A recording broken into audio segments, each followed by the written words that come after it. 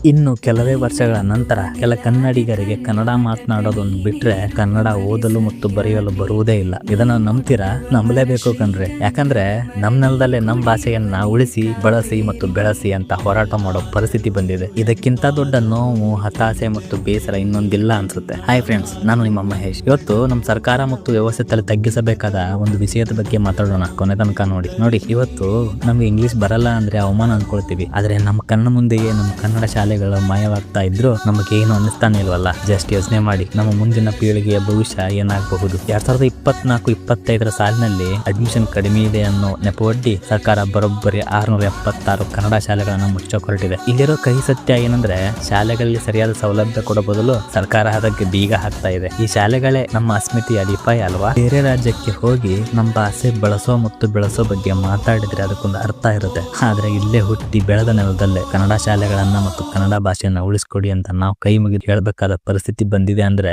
ಇದು ನಮ್ಗ್ ನಾವೇ ಮಾಡ್ಕೊಂಡ ಮೋಸ, ವಂಚನೆ ಮತ್ತು ಅನ್ಯಾಯ ಅಲ್ವಾ? ಒಂದ್ ಕಡೆ ಕನ್ನಡ ಬೆಳೆಸಿ ಅಂತ ದೊಡ್ಡದಾಗಿ ಕೂಗಾಡ್ತೀವಿ, ಇನ್ನೊಂದ್ ಕಡೆ ನಮ್ ಹಳ್ಳಿ ಶಾಲೆಗಳನ್ನ ಕತ್ತಲಿಗೆ ತಳ್ತೀವಿ. ಅಕ್ಷರ ಕಲಿಸೋ ದೇವಸ್ಥಾನಗಳೇ ಮುಚ್ಚಿ ಹೋದ್ರೆ ನಮ್ ಕನ್ನಡದ ಸಂಸ್ಕೃತಿ ಉಳಿಯೋದು ಹೇಗೆ? ಇದು ನಮ್ಮ ಅಸ್ತಿತ್ವಕ್ಕೆ ಆಗ್ತಿರೋ ದೊಡ್ಡ ಪೆಟ್ಟು, ಆಘಾತ ಮತ್ತು ಹಿನ್ನಡೆ. ಫ್ರೆಂಡ್ಸ್, ಸರ್ಕಾರಕ್ಕೆ ಈ ಶಾಲೆಗಳನ್ನ ಉಳಿಸೋ ಶಕ್ತಿ ಇದೆ, ಆದ್ರೆ ಸರ್ಕಾರಕ್ಕೆ ನಮ್ಮ ಕನ್ನಡ ಮತ್ತು ಕನ್ನಡ ಶಾಲೆಗಳ ಮಹತ್ವ ಏನೊಂದು ತಿಳಿಯಬೇಕಷ್ಟೇ. ಕನ್ನಡದ ಈ ಕೂಗು ಎಲ್ಲರಿಗೂ ತಲುಪಲಿ. ಈ ವಿಡಿಯೋನ ಶೇರ್ ಮಾಡಿ, ಮತ್ತೆ ನಿಮ್ಮ ಅಭಿಪ್ರಾಯನ ಕೆಳಗಡೆ ತಿಳಿಸಿ, ಮತ್ತೆ ಫಾಲೋ ಮಾಡೋದನ್ನ ಮರಿಬೇಡಿ.